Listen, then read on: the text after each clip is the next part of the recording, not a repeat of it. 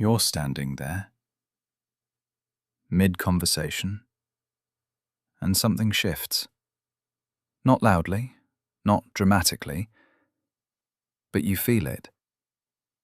Their tone changes, their energy pulls back, their eyes don't meet yours the same way anymore, and suddenly, there's distance in a space that was just warm a second ago. And now, you're sitting in that silence that doesn't feel peaceful. It feels heavy, confusing, and your mind starts racing. Why does this keep happening? I was just trying to talk. Why do they shut down every time things get real? Am I asking for too much? Is it me?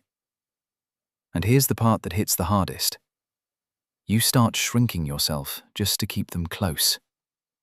But here's the truth most people never tell you. Avoidants don't pull away because they don't care. They pull away because something inside them feels too much, too fast, too overwhelming. And when they finally get the space they thought they needed, that's when the regret hits. You're not failing at love. This isn't because you chose the wrong person. Every relationship that has ever tried to balance closeness and distance has stood exactly where you are. And by the end of this, you're going to understand the one thing that triggers instant regret in avoidance, and how to stop the cycle without losing yourself in the process. Most couples believe avoidants pull away because they don't want connection.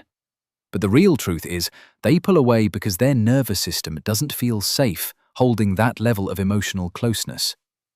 It's not rejection, it's overload.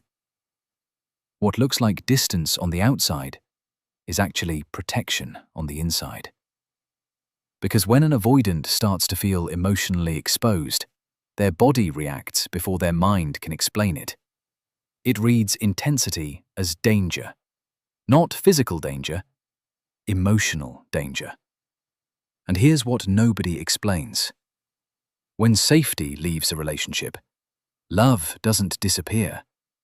It goes underground. So they withdraw. They go quiet. They create space. And in that space, they feel relief first. Then something unexpected shows up. Regret. Because beneath all of it, what they actually wanted wasn't distance. It was connection.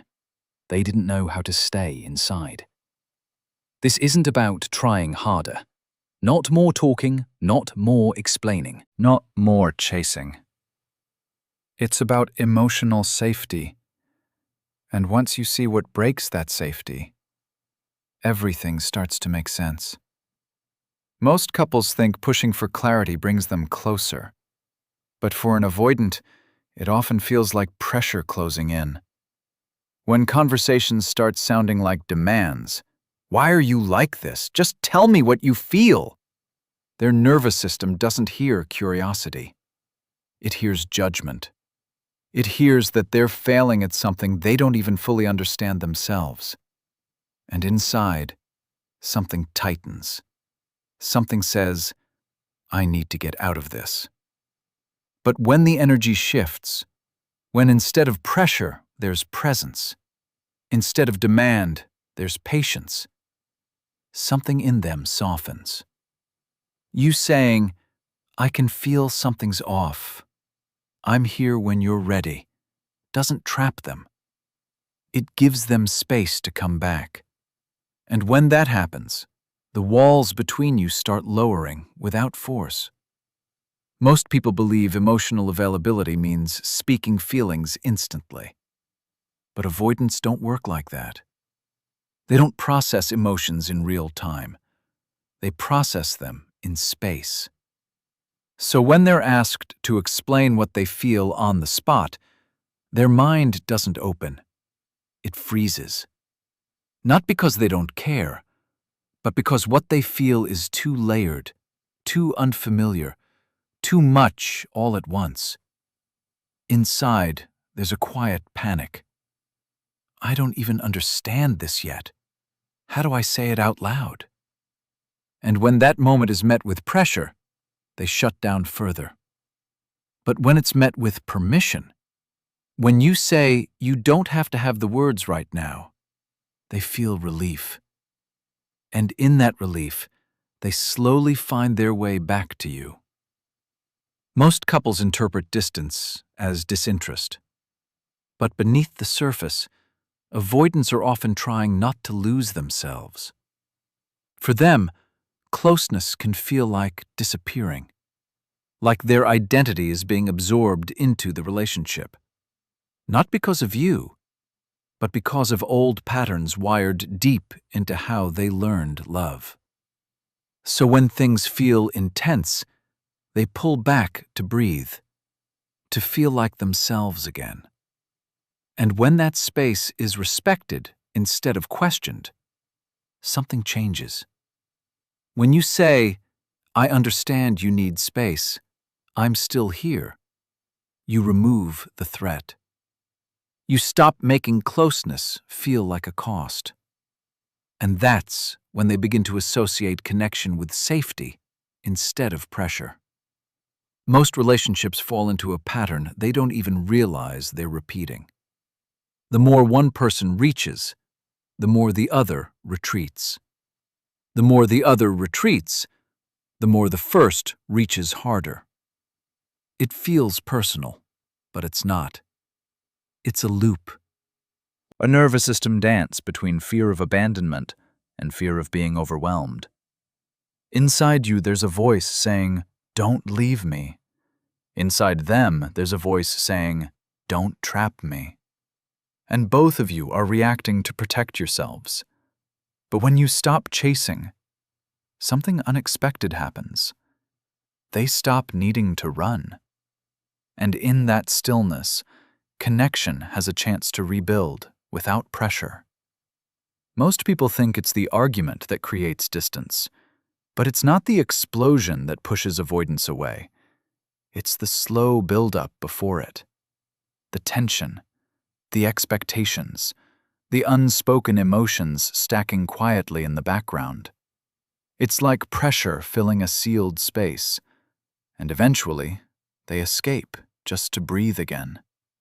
But when small things are spoken early, when you gently say, "Something feels off," instead of waiting until it becomes overwhelming, you change the entire emotional tone.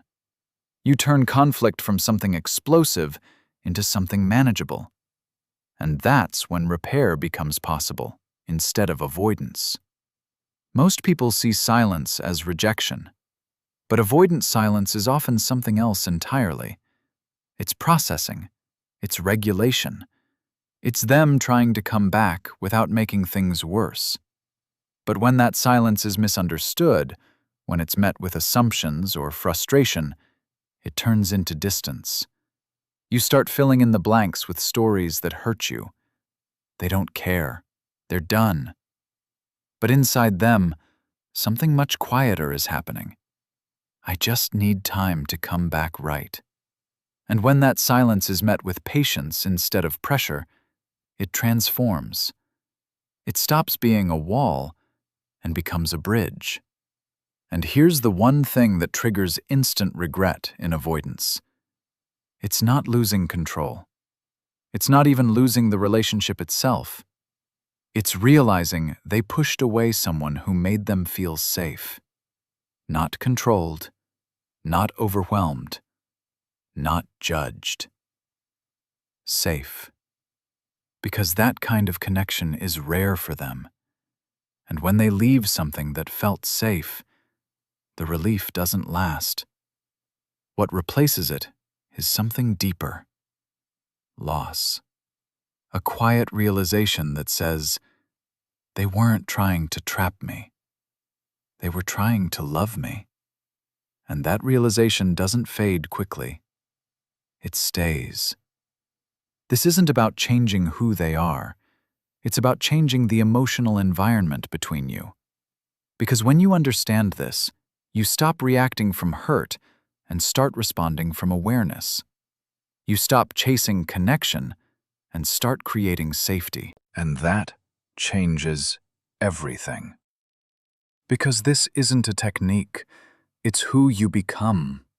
someone grounded, someone emotionally aware, someone who can stay present without abandoning themselves. And when you show up like that, your partner feels it before you even say a word. Because real connection isn't forced. It's felt. And the truth is simple. The moment love feels safe is the moment it stops running away.